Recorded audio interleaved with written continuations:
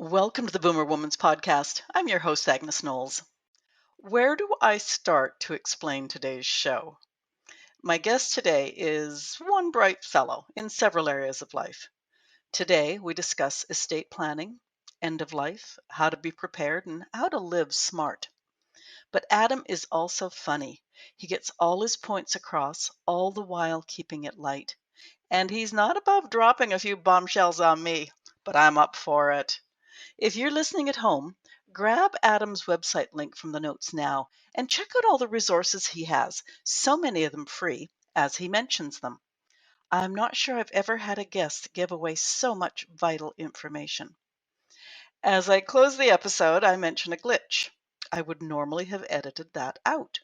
But stay tuned to find out what Adam did to distract me. I have to say, I had a lot of fun with this conversation. Listen now.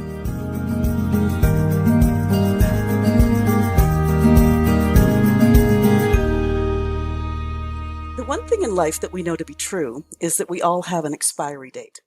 Ours is closer today than it was yesterday.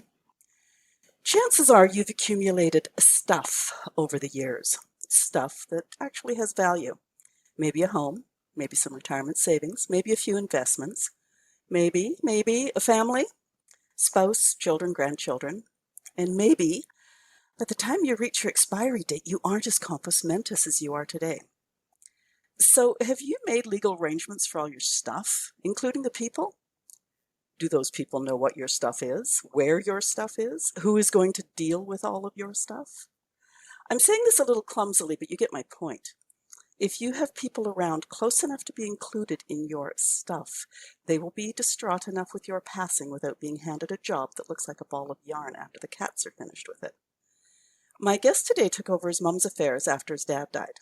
He'll be able to tell us just how organized his dad had been. But Adam's a smart cookie. He has an MBA, he's an attorney, and get this, he even sold nuclear plants to prime ministers around the world. And the word he used to describe the process of helping his mom was complicated. He's in the US, so that process was an American. I'm in Canada, and I've just spent the last 18 months helping out with an estate here. An estate that could have been described as organized. And the executor is still being thrown balls from left field. I'm sure it's similar in many countries. I really suggest you pay attention today, and if you don't have a pen and paper handy, then be prepared to listen again in the near future. Adam Zuckerman, welcome to the Boomer Woman's Podcast. Thank you so much for having me. It's exciting, and I've been looking forward to it, so thanks. Yeah, well, you got the right age group here, I tell you. Yeah. Now, Adam, you mentioned in your profile, and I mentioned it just now, you took over your mom's estate after your dad died. Are you okay talking about that to set the scene? Absolutely, all of it. So ask away, and I can give background as needed. Okay, how organized was your dad's estate? All right, so it was organized to some extent, but not nearly as organized as we thought it could be. As a little bit of background, my dad had leukemia before he passed away for 6.5, 7 years. And while you have the diagnosis, you always have that understanding that something could take a turn for the worse. But unfortunately, in our situation, while we were able to buy him more time, I actually donated bone marrow to him quite some time ago. We got him the first extension of 3.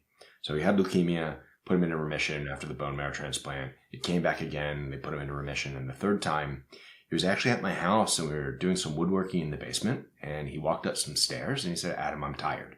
And if you say you're tired, if I say I'm tired, that generally means we need to take a nap. For my dad, it means I have to go to the doctor. So I went to the doctor. He checked in the hospital on a Thursday, and 12 days later, he passed away. So a little bit too fast. But what's interesting is that while he had some of his information organized, here's a file with a lot of my account information, usernames, and passwords. The reality is that most people don't take the time to keep things up to date. And your estate plan has to evolve with you because it's not a moment in time. Where we are today is different from where we are 6 months ago, a year ago, 5 years ago. So he was organized. He tried to put things in order. But what I learned very quickly is that the process of settling an estate and gathering all the information, it's just like that ball of yarn that you mentioned. It can be very complicated. So that's the recap. Did your mom know where everything was? She knew where some of it was. So the idea was, Joni, you know where the computer is. There's a file on the computer. Let them find the file. Or you know where the file cabinet is in the house. Or you know where the safe is. That type of thing. Adam will figure it out. And while that's a really nice thought and concept and gesture, Adam will figure it out. And the reality is, yes, we did figure it out. I was sent on a scavenger hunt. And that's what I want to prevent other people from having to do. And the analogy that I oftentimes bring is baking a cake. So let's say I invite you over to my house, Agnes, to make a cake. And I say, come on over.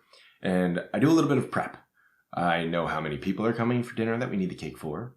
I have all the ingredients. I have the recipe. It's set out on the counter. So when you walk in, we can get to work. It'll be fun. We might crack a few eggs along the way and make a mess, but that's not unexpected and we can manage that. Think of what the process would be if I say, you're coming over to my house. We have people coming over tonight. We need to make a cake. And when you get there, all there is a kitchen. You don't know where my things are in the house. You don't realize that my flour's in the basement. You don't realize that I have flour at somebody else's house that you might need to find. It's going to be very difficult for you to get everything in order in time for that cake to be made. And that's really what's happening to most people. 2/3 of Americans don't have a will or a trust, and settling an estate takes 570 hours on average. And if you organize your information for you, your family, your loved ones before they need it, 2 things happens. 1, you're not sending them on that scavenger hunt. They have the ingredients for the cake. And the second thing is that in a time of mourning and stress following incapacitation or someone's passing, they're not learning for the first time what they have to be doing. And that is the worst time possible, is when you need to actually deal with everything to learn. Ooh. Oh. Yeah, and when you think about all of that, and your dad was partially organized at least. Mm-hmm. So for those people who have no will, privacy amongst my generation, because we come from parents who didn't discuss too many things, Mm-hmm. boy, I can only imagine that. I mean, that ball of yarn would have been bigger than I imagined. Now, after your dad's estate was set, I just want to add too, by the way, I'll figure out that cake recipe as long as you pour me a glass of wine. Done. Yeah. Okay. After your dad's estate was settled, was there a process to set your mom's estate up as a single person? Yeah, so what we ended up doing is, and this is a little bit roundabout of what I'm focusing on right now. So I was very diligent in organizing all of the information and taking notes of, this is why I'm doing this, and here are the steps that I've learned along the way. And I showed my mom's financial planner, my dad's financial planner, what I was doing to transition all of the accounts into her name, because some of them had payable and death beneficiaries. Some of them were joint. Some of them weren't.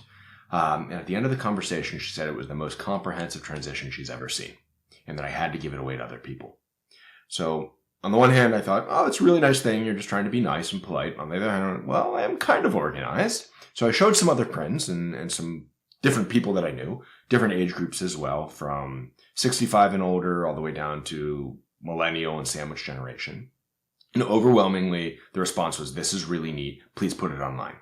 So we created a website, and I was just intending to give the information away. And what I found was that in a matter of a week or two, we had over 10,000 visits to the website, which was crazy. Right? And you guys can check it out today if you want. It's buriedinwork.com, so kind of punny. Are you going to blow your own horn at the end of this discussion? Yeah. And we wanted to give away checklists and the guides and the learnings that we put together to help other people. And what people came to us and said was, this is absolutely great, but well, I might be a do-it-yourselfer. Can't you just make this really easy for me? So we actually developed a product. It's called the Estate Preparation Package. That's like the fill in the blanks. Just, this is what you get. You fill in the information, you revisit it regularly, and it's going to give anybody that needs it a really good snapshot of where your estate is. And I can go into details about it later, but I wasn't intending to pitch this per se. But to answer the question, yes, we've taken that package and we've made it for my mom. So everything goes through the mom filter for me. Will she understand it? And that's how we've gotten her information and all of the requirements involved organized for me and my sisters in the event that something eventually happens to her. And what a lot of people don't realize is that they think that an estate plan is just having a will or having a trust. And that's a component of it. But the reality there is that you have to have information about your family members, even your pets, your citizenship, your identifications, your career, your education history, now your digital legacy, your digital standpoint, like your emails and your online accounts and your passwords, your financial assets, your financial liabilities, if you own businesses, where your tax returns are. And on top of all of that is what happens to you if you get really sick. So what do you want to have happen at your funeral? Do you want a funeral? What happens if you can't advocate for yourself? Do you want to be put on a ventilator? So all of these things go into this comprehensive estate plan. And that's really what we're trying to advocate for is, I don't care who you are, where you are in life, just get your information organized because it's going to help you and it's going to help your family members and your loved ones just, make things a little bit easier in a time of stress. Okay, you've just really depressed me because I came into this thinking I can handle this conversation You because I'm can! super. No, I know. I just mean I'm super organized, but I'm just now thinking, oh crap, I got to go do this. I should do that. I think I need to order your book or your folder thing. Now, I'm Yeah. just going to go sideways because you mentioned it. Okay. I deal with older people, Mm-hmm. and utilities, phone numbers, even email addresses are still in their spouse's name, even decades after they're gone. Mm-hmm. Does that matter? It does. It does definitely 100% absolutely matter. Sometimes companies will turn off utilities when they find out this individual has passed away. Sometimes there are some really unintended consequences. So in the United States, at least, and I believe this is how it is in Canada as well, oftentimes you have a primary credit card holder. And then from that primary member, you have a secondary member. Well, as soon as they find out that the primary member has passed away, they turn off the credit card. So if the secondary is only secondary on all their cards, suddenly they lose all of their credit card access, right? There are things that we need to do that are just normal checks, payable on death beneficiaries. There was somebody in Virginia recently that we were talking to. He was married. He had 2 kids. He got a divorce and he updated his will. So his children, in the event something happened to him, would each get 50%. But what he didn't realize is that he also had to update his payable and death beneficiary designations on his bank accounts and his policies because those are contractual, which means that they get processed before a will. So he still had his ex-wife's name on it, which means that if something happened to him, his wife gets all of those benefits, ex-wife. So on the one hand, yes, you can keep your lawn company if you have that, or your cable company in the individual's name. But there's a possibility that as technology advances, as systems get more integrated with Experian and TransUnion, credit card companies or credit score companies, that if something were to happen, you will have those accounts turned off. So it's better to be proactive and have a secondary person listed on the account as an authorized user that you trust. And it makes that entire transition easier. So it's not just a step of, hey, here is the information, but you also want to empower people to step in if needed, when needed, to make changes. If you noticed me smile while you were talking there, you just reminded me, you took me back 20 years because I remember after my divorce, several years after my divorce, getting some sort of a notification that I was the beneficiary for my former husband's whatever it was. And I remember emailing him saying, gee, thank you, but are you sure you don't want your present wife on this? That's And he did exactly send me, oh, God, thank you. Yeah. I heard a story 2 weeks ago where somebody didn't update it. They passed away. And fortunately, the ex-wife was very reasonable. The current wife called her up and said, hey, this money is coming to you. And she went, I don't want this. Please let me redirect it over to where it should be, which is to current spouse. But in times of stress, you don't know how people are going to react. And this is true for virtually most countries around the world, especially in the United States. Even if you don't have an estate plan, you actually have an estate plan.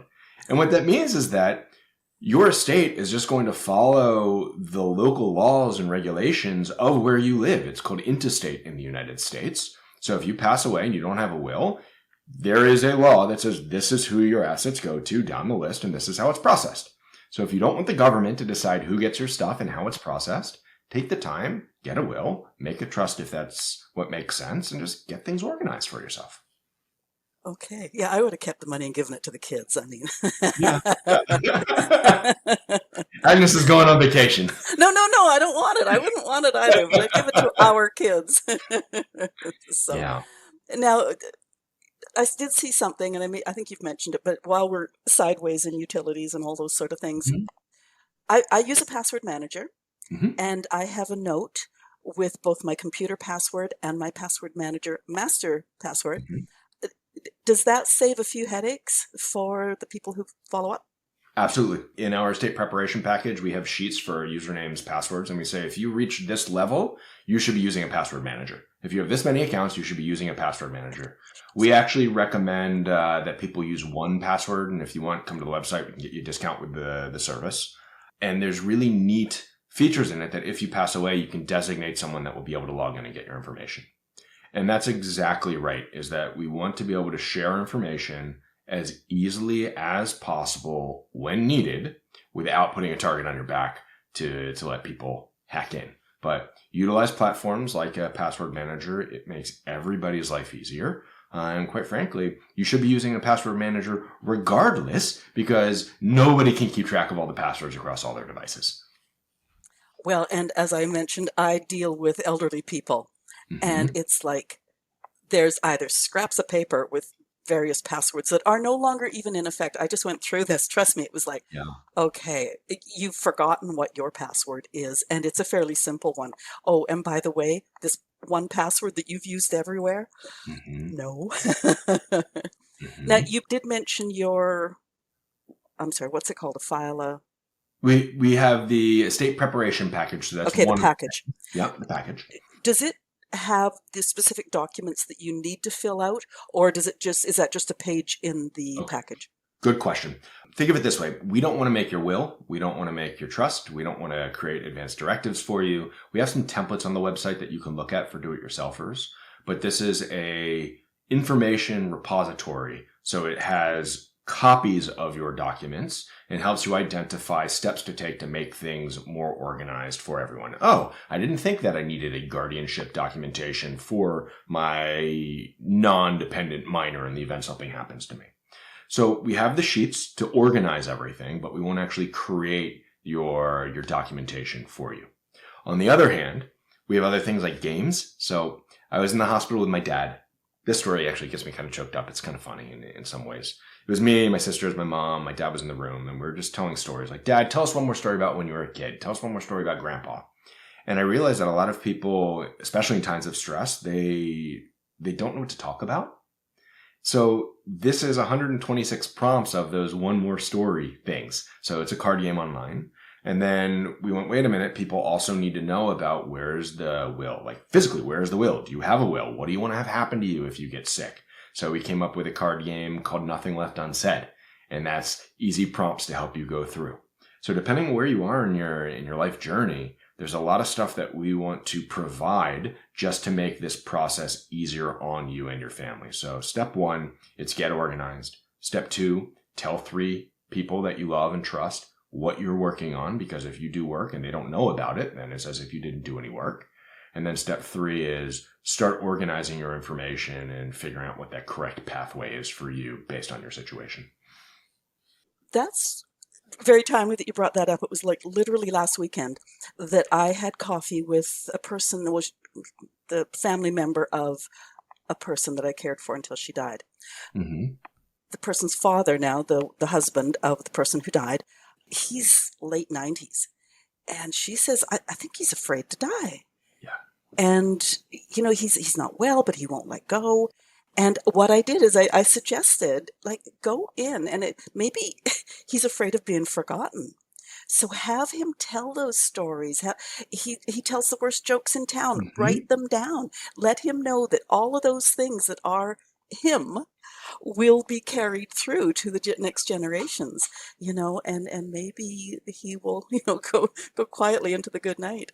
Yeah. But yeah, I'll My send her the link to your game. That's for sure. Yeah, please do. My dad loved jokes too. I remember we were in the hospital and the nurse comes in and he turns to her and he goes, "Do you know why a giraffe's neck is so long?" And this nurse looks at him like he's crazy. And obviously, like, he's known her for a little while because he's been in and out of the hospital for 7 years now. And she goes, "Why, Andy?" And he goes, "So it can reach its head." Like, just ridiculousness. And you have to take a bit of levity with the entire situation. We're all going to pass away eventually. And the last thing you want to do is, as you get closer, when mental capacity can slow down a little bit, is focus on this stuff then. Do it now while you can, because it's only going to get more complicated later. And we've all heard the saying of nobody says they wish they worked more when they're on their deathbed. Well, guess what? Nobody wants to talk about their accounts, their assets, their passwords, their will and stuff when they're passing away either, or most people don't. So get it organized now, and then you can actually spend time thinking about the things you want to think about and spending time with the people that you want to spend time with, if that time, allows for it. You talk about your dad in hospital. I volunteered at hospice for some time, and I think my funniest stories and my saddest stories both come from hospice. So, okay, so in terms of documents, will you just advanced directives? So in terms of, if I end up on life support, who unplugs you, or do you want to be unplugged? What else? All right, so you've got your will, you've got trusts if you have those. You have your advanced directives, and advanced directives mean different things in different places. In some place, it's an umbrella term for your living will, your healthcare proxy, who's your agent, a DNR, preference, your power of attorneys, your POST, which is portable medical orders that are binding. But in other places, advanced directives are specific documents that are prescribed by the jurisdiction that you're in. So they're legal documents. So you have to figure out what you want there. But on top of all of that, you also should have information like my plan for end of life. You should be gathering documents if you have pre-need insurance, so you've prepaid for your funeral. You should have documents that have every single one of your account statements, because you may write down what your account number is, but the reality is that you might have bad handwriting, or you might transcribe your information incorrectly. So get a copy of that. You want a copy of your driver's license, a copy of your passport. You need in America the last 3 years of your taxes, because the reality is that even after you pass away, guess what? Somebody has to file a tax return for you to finalize everything. Insurance policies, information in the riders and policy papers for that. The list goes on and on and on. And I can, if you're really curious, afterwards I can give you a link, and we've got a listing of a lot of the documents that you need to collect on the website as well. But it's not just a will or a trust. It's literally everything that you want. And here's your analogy for that. If I'm going to go on a vacation with you, Agnes, but we're not telling your family that you're leaving, we're going to go to an island. It's going to be awesome wherever you want to go. It's going to be 3 months long. We're not telling people you're leaving. You're not allowed to take a cell phone. There's no internet there, and there's no mail. What's going to happen to your family when you just disappear for 3 months? That's the information that we need to gather, because without that, they're going to be scrambling to figure out everything. Kind of weird. You have to position your family to be able to react. So if I disappear off that desert island, or no, you didn't say desert island, that luxurious island, that lovely island, and thank you, by the way, for the invite. If you suddenly think, oh crap, Agnes got into the red wine last night and then she took a sleeping pill, I'm just going to dispose of the body. I'm really stretching here, I realize. Is it true that basically nobody's going to declare me dead? So everything has to go on hold, I think, for, I've heard 7 years. That depends on the specific jurisdiction where you are, but that goes into like the missing person legality of things. Hopefully that doesn't happen. No. Very often that doesn't happen. But slip off the boat like Natalie would. Yeah, exactly. Depending on where you are, it's a missing person, interested person, and then what happens with your accounts. Yeah. Okay. How do you know that? Now. That's amazing. You watch too many murder mysteries. Natalie Wood is for real. She just slipped off the boat, apparently. I mean. Yeah. Sharks okay. Back to the real world. Where do we store these documents? Okay. Some of them should be duplicated and stored in multiple places. So your will, for example, you may want to have the original stored with your attorney if you use an attorney, or you may want to give a copy to someone that you trust, so you have a copy of it. But there's a difference between the original document and a copy of it. High level, you want them in a secure place, but they have to be accessible. So you don't necessarily want them to be in your safety deposit box if you have one at a bank, especially if you don't give an individual access to access it. So the last thing you want is to have a will or a medical directive that somebody needs to have rapid access to, and then they go in and the bank goes, oh, we need to have a letter of administration from the local court for you to actually be able to access it. Well, I'm not going to have that for weeks. Sorry. Well, that's no use to anybody. So what we recommend is your most critical documents. Make sure that you just know where they are, that the 3 primary trusted contacts know where they are. If you have a storage folder for it, that's great. We actually, part of the estate preparation package is a water resistant and fire resistant accordion folder to store a lot of your documents in.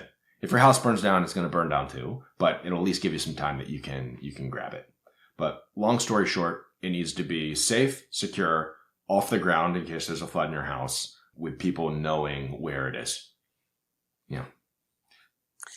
You just mentioned the medical directives again. I just want to go back prior to our trip to the island. Yeah. And you had said DNR, and I just wanted to clarify that means do not resuscitate. Yeah. And it is also my understanding that needs to be in a prominent place in the home, because if the ambulance is called and you're uncomfortable, they are duty bound to try to resuscitate you unless there's something right there. Is that all correct?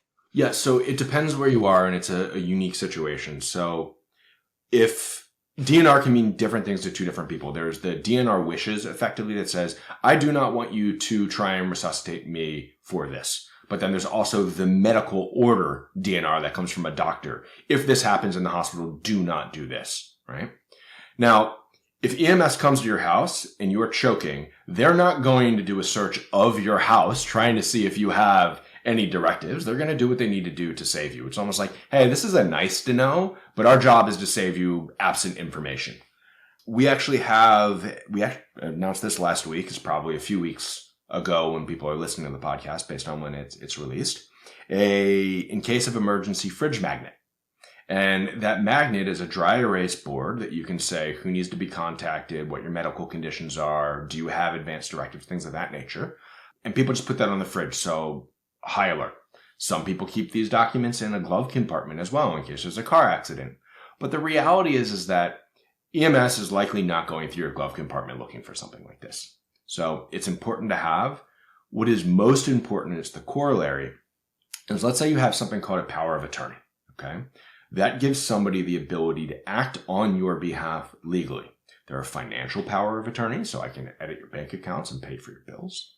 There are medical power of attorney, which means that based on certain circumstances, this person can make decisions for me. Those powers, and this is a side note, and then I'll come back to what I was saying, terminate immediately on the passing of the individual who granted that power. So you have to recognize that. A lot of people go, I have power of attorney for this person. You should give me this. They just passed away yesterday, but I need to cancel this account. Well, unfortunately, you don't have power of attorney anymore because that person isn't around for you to advocate for. Now, when you give somebody power of attorney medical, the reason why you're doing it is because they become your healthcare proxy.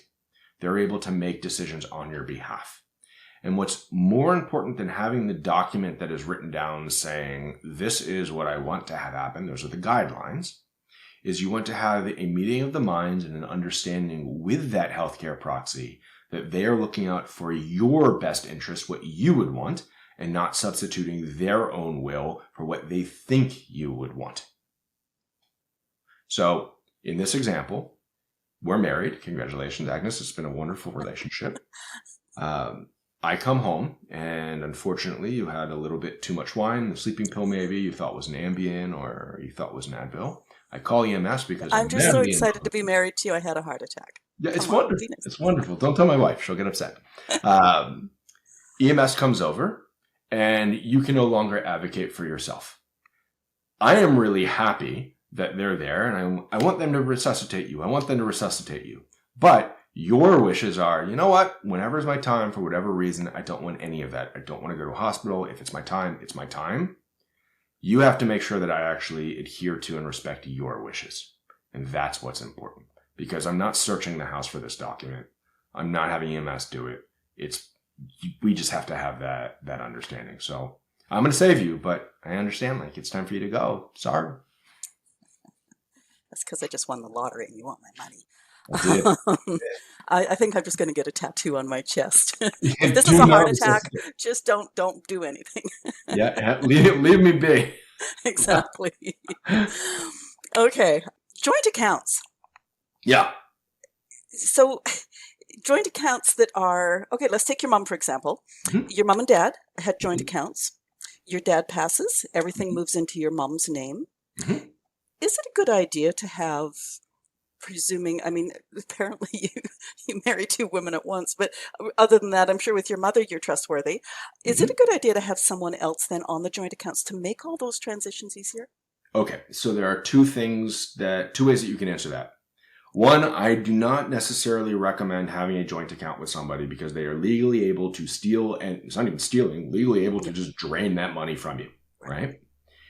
If you do not have a relationship with someone that makes sense to have a joint account, do not have that joint account. That is a trust question.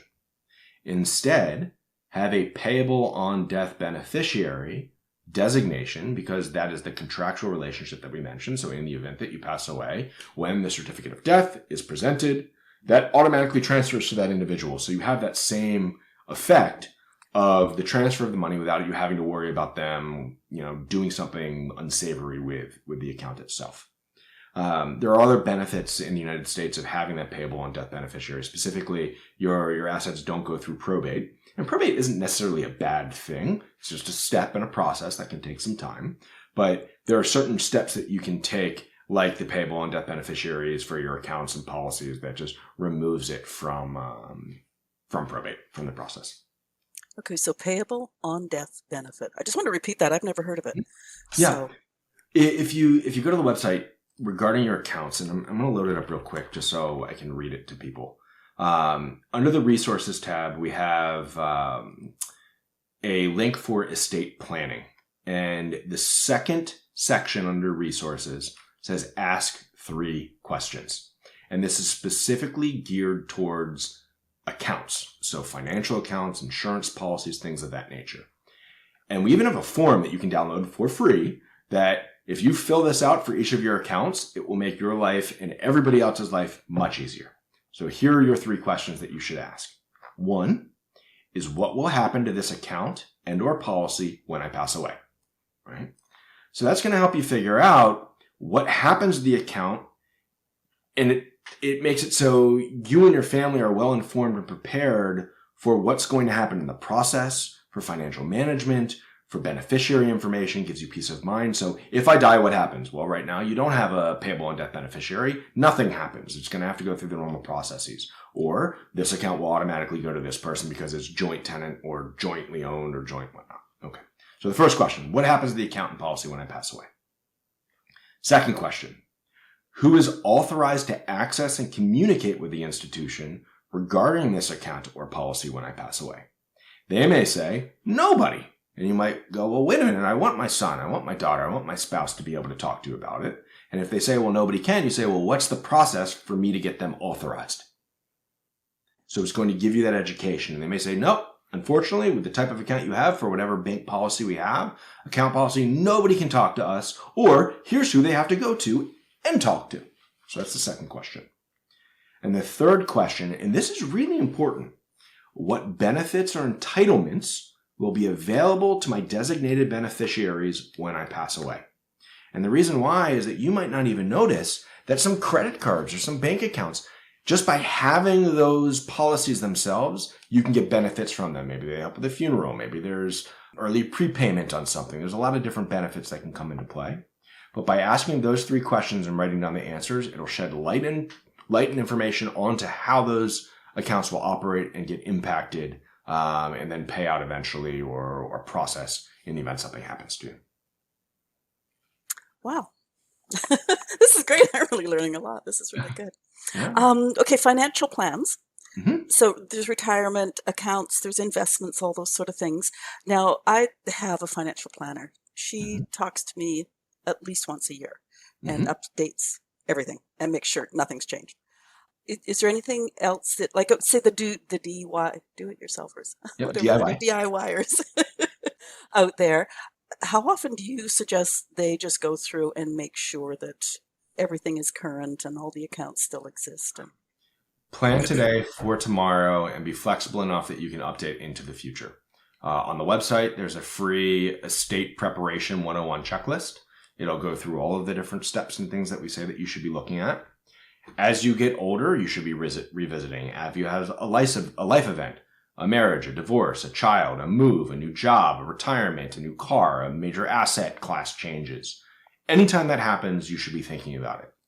When the people that are named as beneficiaries in your will or something to that extent changes, you should be thinking about it. For example, you have 2 children, they're both 15, you have in your will designations for who their guardians would be if something were to happen to you. When they turn 18, guess what? Update your will. Take that out. Maybe the people that you wanted to look after your pets, if you have pets, and this is an interesting sidebar that I'll bring up in a second, they move away. Or they get too many pets on their own and you go, oh, my dog's not going to play well with their new dog. Maybe I need a new person then to be the designated guardian for my dog if something were to happen. So anytime you have a major change, generally speaking, the rule of thumb, if you need a rule of thumb, is when you do your taxes, look at your estate plan. Once a year. Update as needed. But to go back to the pets, the number, or I've been told it's the number one thing. I'm not 100% sure, but I believe it is. The number one most sought after update to wills after they're drafted for people 65 and older right now is about their pets. Because they typically already have everything out in order. And the one new thing that changes often is pets. So kind of a neat tidbit if it's true. I don't know. One of my clients, when her last cat died, she actually said, this will be my last cat because I don't trust anyone to take care of it as well as I would. Yep, and it's probably true. Yeah, oh dear. If a person's executor is a friend or a member of the family, how much information do they need before you die? Like, do they need to know the contents of your will? And I think that they should have a general understanding of what it will take and what your assets are in a high-level overview. You don't have to get as granular as this is how much money I have in every account, but you should sit down with them and say, this is where things are, this is who needs to be contacted. In our health and legacy information binder for the EPP or the file for the digital version, we actually have a key contact log of this is who I want to be contacted in the event that something happens to me. You should review that with them. They might not be the first person to know, but typically they are, because generally speaking, unless you're hiring a professional executor, it's one of your close family members. So if there is that overlap, they really need to have that ability and understanding of, if something were to happen to me, this is where I want you to step in. These are what your roles and responsibilities are going to be, and this is where everything else is.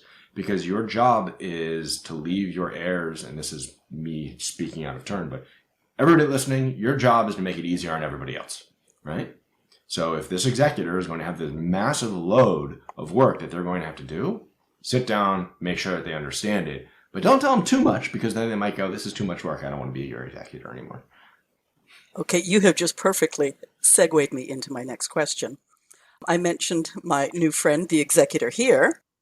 She's a bright woman, and she is saying never again will she be an executor. An acquaintance of mine with a really complex estate has named his nephew as executor, and that young person said, oh, thank you for the honor, and I don't think he has a clue. What's your take on who should be named executor? All right. On average in America, the stat that I've seen most recently is that it takes 570 hours of time to administer an estate, on average. There are obviously reduced times for simple estates, for probate, simple probate processes and different things. I would recommend somebody who has a very high attention to detail. I'd recommend somebody that has somewhat of a financial background. And above all else, somebody that is very trustworthy. I cannot stress enough how estate transitions can bring out the worst in people. And we've all seen the movies where the reading of the will has the attorney walk into his darkly lit, leather-bound room to read the will as the family members gather with earnest interest. But the reality is that's not how that typically happens. You have the will, the executor goes, oh no, I have to distribute all of these things in the house, and Agnes, you just passed away, sorry. Agnes hasn't designated who she wants the family heirloom that is an antique bird collection from the 1920s to go to someone, or the 1820s. And now the family's fighting over this, and the executor is going, what do I do? So there's a lot of stuff that's going to pop up, and if they are not trustworthy, It's just going to cause more problems for the family members as things potentially get complicated. So, You will be pleased to know that I have a whole bunch of antiques, and I have told all my kids, I realize you have no interest in this. Give it away, sell it, anything but just don't fill the landfill. yeah. So Oh, anyways, I've dealt with that write whole. it down and don't list me as your executor. Okay, all right, be that way. God, you take me away to desert islands, you won't even be my I executor. know, I know. I only want the fun times. Only the fun times. Oh, we have that in common. Okay, we've been having some fun with this. We've stayed on a positive tack. Let's talk about the grim reality. Hmm. This person dies without a will, without a designated person to handle affairs. What's going to happen? It depends where you typically are. It is a state-by-state issue in the United States. I'm not as familiar with what happens in Canada, but every single state has a process of this is what happens to someone's estate in the event they pass away. There are similarities across all of them, but there are also differences across many. If you want, we have checklists on the website. Go to the resources, end of life tasks. Sorry to pitch back so much. We actually have one of the checklists, what to do after somebody dies. Right now, there are 56 steps on it, and some of them have like sub-steps to it. But it goes from informing the appropriate authorities to obtaining verifications of the death and pronouncement of death, arranging for the transfer of body, all the way through starting probate, and then that starts like a whole other checklist of like what you have to do. You don't need to have a will. You don't need it. It just makes things easier if you do. And if you are going to create that will that makes that process easier, that leads into what do I want to have happen to my assets, you need to make sure that you follow the legally binding regulations where you live. So there's requirements like how many people witness it. Does it have to be notarized? Do you have to sign it? Do you have to be of sound mind? Can the witnesses be related to you? Like there's a lot of things there. But on the other side, and this is the comprehensive estate plan that we discussed, you should also say, this is what I want to have happen at my funeral. This is the type of casket that I want. Do I want flowers? Who do I want to speak? If there's pallbearers, do I want pallbearers? Do I want to be cremated? What type of cremation? Do you want to have a natural cremation with fire? Do you want to have a water cremation, alkaline now, which is kind of neat?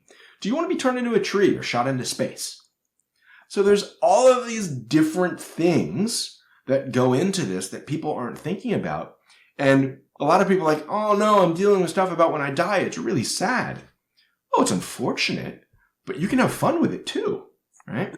It's only sad because you're making it sad. Go have fun with it. I just got back from a visit to a Funeral Director Association's conference, and these are some of the funniest people that I've ever met in my life. You just need to let them know, hey, within reason, let's talk about this jovial. You don't have to have the really grim look. It's serious, but it doesn't mean it has to be scary. I'm really enjoying this because you segue into each and every question I've got. Because my next question is that you have a talking point on your profile, and I have to read it because I'm quoting you. Oh, no. We're open to discussing innovative approaches to shake up traditional sectors like funeral planning. More and more people are choosing some sort of green disposal, so Yeah. not using real estate for remains. Mm-hmm. Have any other interesting ideas come your way? I mean, I've suggested to my kids they cremate me and forget to pick up the ashes because they're only ashes. But um, have you heard of anything that's sort of either really new or really out there? There's some wacky things out there. There's one where they can take your bones and those bones get turned into rocks. So like they look like white river pebbles. So you can put them on a plant. I've seen ashes go to space. You can get turned into a tree base, natural forest, natural burials. You can donate yourself to science, but that has to be before you pass away. It's contractual, and make sure if you do that you are saying, these are the yeses and the nos of what happens to my body. Someone thought that they were donating their mom to science in quotes. And it was for medical research, whatnot, is what he wanted. And it turns out she was strapped to a chair and blown up by the military because they wanted to see what happens to bodies, right? So you need to be kind of careful about that. Future-facing stuff, there will soon be in the next 5 to 10 years. It kind of exists already, but you have to hack it together. Ways that you can feed conversations that people have had, videos, emails, writings, into an AI system where it will learn their personality. And then literally on the amount of time that we've spoken here with your video and face moving and voice and whatnot, I could then clone you, create a digital avatar that's informed by your emails, and we could have conversations forever. You need a life. Right? There's going to be these really strange things of like, what is morally okay? What is ethically okay? What is good for grieving? What is not good for grieving? And it's a question of just what happens. It's not just for us too. It's for our pets. When our last cat passed away, my wife wanted to get its paw print in plaster. So we've got a little memorial box of Vincent and a little paw print. So maybe you'll have a handprint somewhere. I don't know. There's a lot of weird stuff that's coming down the pike. I'm not sure if you know the answer to this question, but do any of those methods prohibit you from coming back and haunting someone? I think so. I have a strange perspective on that. We are currently on a planet that is part of a galaxy that is in the universe, and the planet is spinning around in a circle very fast, creating gravity. We're moving thousands and thousands of miles per hour.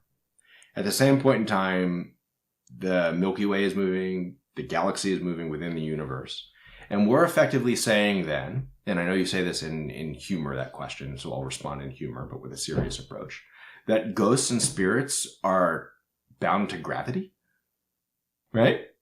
So, I don't know. Maybe there's an afterlife. I can't explain it. Maybe there isn't. But like, it's just, when you think of it logically, I think it's kind of weird to think like, okay, the ghost is haunting that specific house. That house is like in this process of moving really quickly.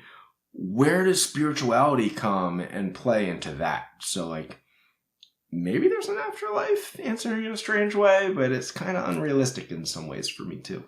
I don't know. Well, I mean, I did ask the question in jest, but Yeah. I am living in the house of the client that passed. I'm caretaking it. Mm-hmm. The house itself is over 125 years old. It was in her family for over 100 years. Wow. And there's people living with me. Okay. Yeah. I can't say no. Yeah. I can't say yes.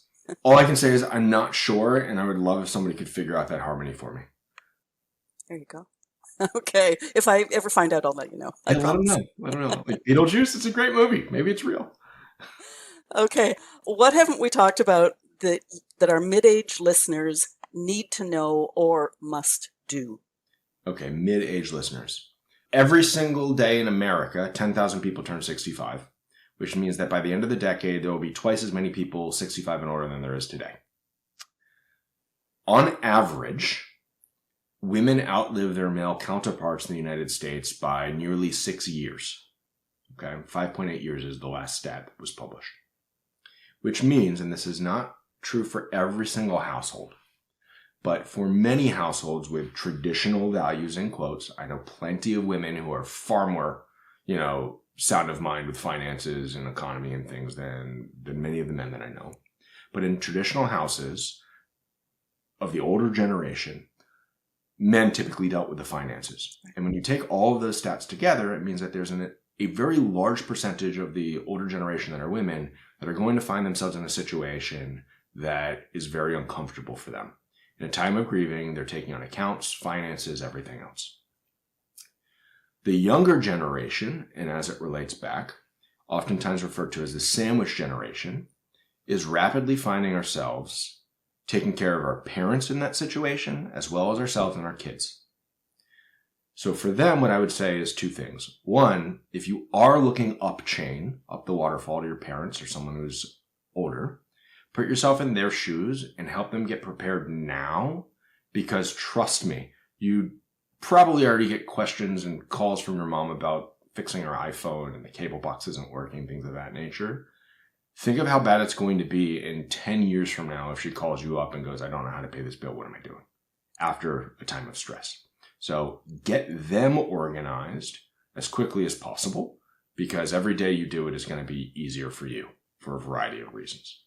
And then for you yourself, younger generation, you should put this information in order if you're single, if you're married, if you have kids, if you don't have kids. Because if you are married in a relationship, have kids, you should be leaving them in a good spot, because there's plenty of things that happen to people all the time. And if you don't need it for a while, guess what? You're in a great spot for later. And then if you don't have somebody that you are close with, guess what? That's even more important in some ways to have a plan, because somebody's going to have to step in. And that is a really interesting conversation of designating that. Like, do you want your mom and dad to have to do that? Do you want your sister to have to do it if you have a sister? And if not, which of your friends is going to step in? So that's the weird takeaway of the situation. Core message: get this information organized as quickly as possible, because you don't want to have to do it when the time requires it. Well, a number of times I have actually just commented on, you don't know when the proverbial bus is coming around the corner. Mm-hmm. So, yeah. Where do we find you on the World Wide Web? Okay. Pretty easy. Buriedinwork.com. Yeah. Okay. Now, I was browsing around that website. You've talked about it quite a bit. You have a ton of information there, guidelines. Now, some of them are US specific, but there is so much for people wherever they are. Mm-hmm.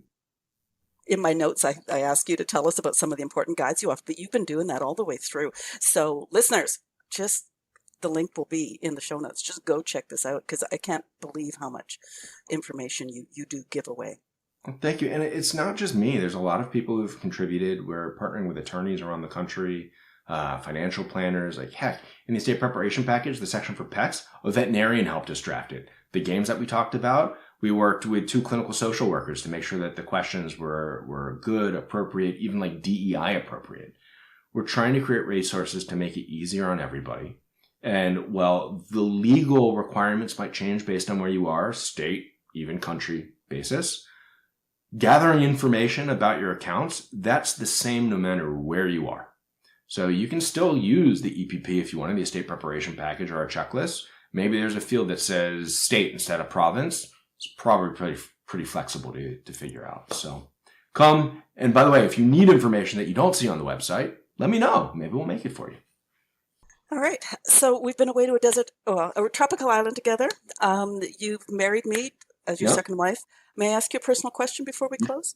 Anything you want. What is a cavapoo? Okay, let me see. Oh. A cavapoo is, I'm going to load them up on a screen share if we can do that. I know, I have his picture on my second monitor here. Oh, okay, so you have a picture. A cavapoo, for everybody that's listening, is my dog. So it is a mix between a King Charles Cavalier and a miniature poodle, and he looks like a Muppet. So he is on a medium to large size of the cavapoos. He is 19 and a half pounds and is one of the friendliest, cutest dogs you've ever seen in your life. And when he runs down the street in slow motion, his ears flop up and down, but he literally looks like a Muppet. I always try to ask the guest a personal question on closing. I do a lot of digging.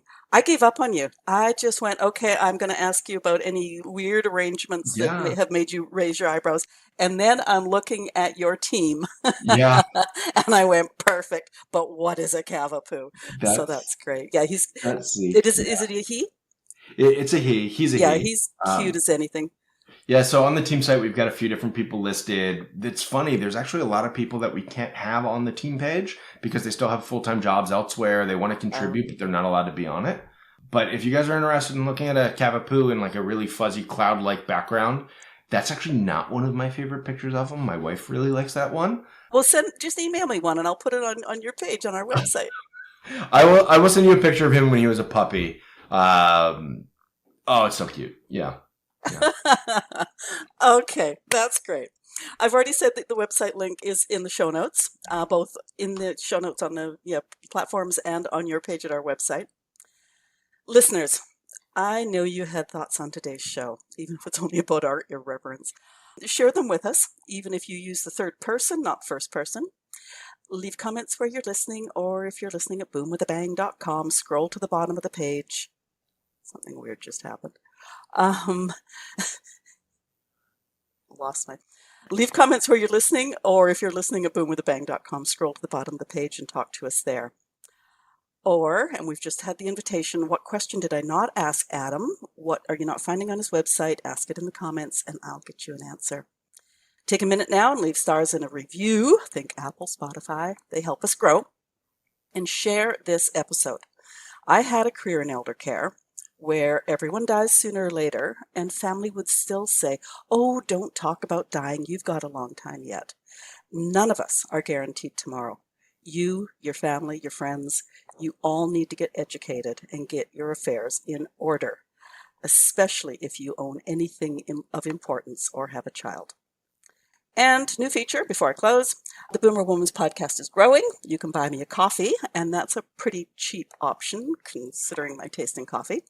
You can subscribe to buy me a coffee each month if you want, and that does gain you some, shall we say, age-specific perks. The link is in the show notes and above Adam's head on his page at our website.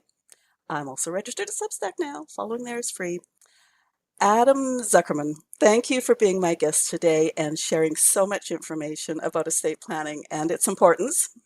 Just before we go, I saw that picture of your dad. He looks like a character. Yeah, he is pretty funny. There's a video or a QR code on the bottom of the box that people get that says, here, I'll read it to you. It says, "Why are you looking here? This is the bottom of the box. As long as you're here, Zeke says hi." And on the QR code, it takes you to a video of my dad holding Zeke, and he thought that Zeke was his dog, and just laughing for a minute or two because Zeke wouldn't stop licking his face. He was a intelligent, loving, kind father that was married to my mom for 52 years with a tremendous sense of humor. And the funny thing is, Buried in Work wouldn't have started without him being around. And I just hope we can make things a little bit easier in his memory for a lot of other people. That sounds cool. You know, I read my intro and I read my outro. Normally, when I sort of went, "Oh, something just happened," I would edit that out. I just realized, because my notes were on the main monitor, is that you sent me a picture of Zeke. And that's why everything shifted. So, yeah, you got to send me that picture. That's cute as anything. I'm going to put Zeke on your page at our website. He's pretty cute. He is cute. Adam, thank you. Have a great rest of week. All right, take care.